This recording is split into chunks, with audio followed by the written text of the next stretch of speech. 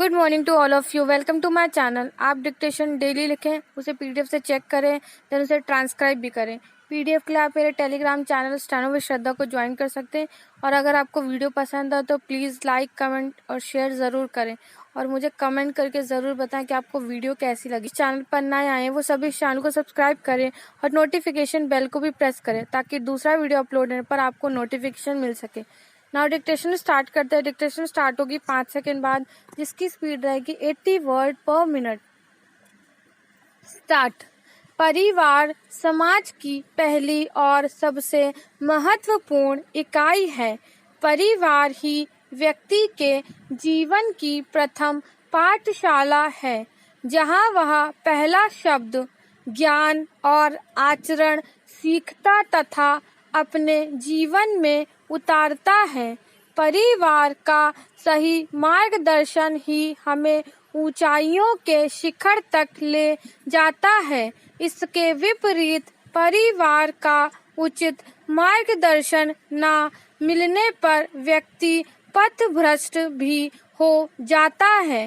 परिवार एक ऐसा वृक्ष है जिसमें विश्वास और प्रेम एक साथ फलते फूलते हैं।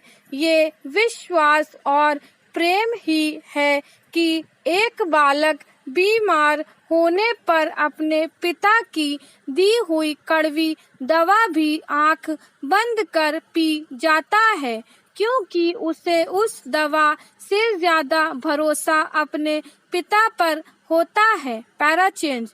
एक बार स्वामी अवधेशानंद गिरी जी महाराज से किसी दंपति ने कहा कि हम लोग बहुत दुखी हैं। हमने तो अपना सारा जीवन ही अपने बच्चों के पालन पोषण में लगा दिया, यहाँ तक कि अपना सारा पैसा बच्चों के लिए ही खर्च कर दिया। कभी खुद के लिए समय ही नहीं निकाला, ना ही कभी देशाटन या तीर्थ के लिए सोचा। मगर आज यही बच्चे हमारा हाल तक नहीं पूछते हैं। स्वामी जी ने उनकी बातें सुनने के बाद कहा कि वे आपकी आज्ञाकारी संतानें हैं, इसलिए वे अब आपकी बातें नहीं सुनते हैं, क्योंकि आपने भी तो उन्हें यही शिक्षा दी कि अपनी संतान ही सब कुछ है। आज वे उसी पाठ को दोहरा रहे हैं। सत्य ही है, बच्चे परिवार को देखकर ही सीखते हैं। किसी ने ठीक ही कहा है कि मिट्टी का मटका और परिवार की कीमत सिर्फ बनाने वाले को पता होती है, तोड़ने वाले को नहीं। परिवार की प्रत्येक इकाई हर दूसरी इकाई का महत्व समझे। यह संस्कार भी हमें परिवार के लोगों से ही मिलता है। परिवार का अर्थ है कि आपके चारों तरफ एक सुरक्षित घेरा है, जो जीवन के कठिन संघर्ष में हमारे साथ खड़ा है। इसलिए तरक्की के रास्ते पर भी परिवार के महत्व को कभी नहीं भूलना चाहिए। यही परिवार वास्तव में हमारी प्रगति का आधार बनता है। स्टॉप। नेक्स्ट स्टार्ट होगी 5 सेकेंड बाद, जिसकी स्पीड रहेगी 90 वर्ड पर मिनट। स्टार्ट। राफेल सौदे को लेकर कांग्रेस एक बार फिर हमलावर मुद्रा में है, लेकिन इसमें संदेह है कि इससे उसे कुछ हासिल होगा, क्योंकि एक तो यह गड़े मुर्दे उखाड़ने जैसा है और दूसरे इस मामले में सुप्रीम कोर्ट अपना यह निर्णय दे चुका है कि इस मामले में कहीं कोई विसंगति नहीं।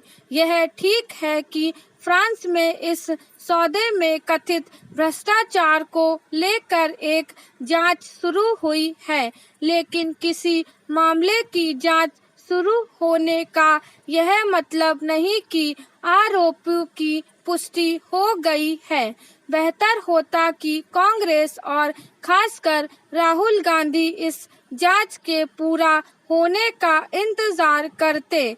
जब तक फ्रांस में होने वाली जांच किसी नतीजे पर नहीं पहुंचती, तब तक भारत में उस पर किसी निष्कर्ष पर पहुंचने का कोई मतलब नहीं। यह भी ध्यान रहे कि जिस गैर सरकारी संगठन की शिकायत पर यह जांच शुरू हुई है, वह पहले भी इस तरह की कोशिश करता रहा है।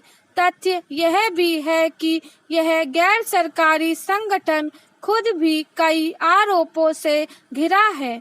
कांग्रेस को यह भी स्मरण रखना चाहिए कि राफेल सौदे को तूल देकर ही उसने पिछला लोकसभा चुनाव लड़ा था और उसे मुंह की खानी पड़ी थी।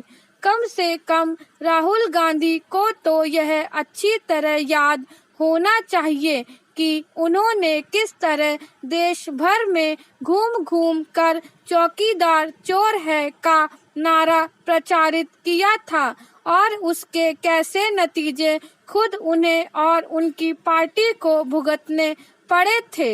ऐसा लगता है कि कांग्रेस राफेल मामले में अपनी पुरानी भूल से कोई सबक सीखने के लिए तैयार नहीं।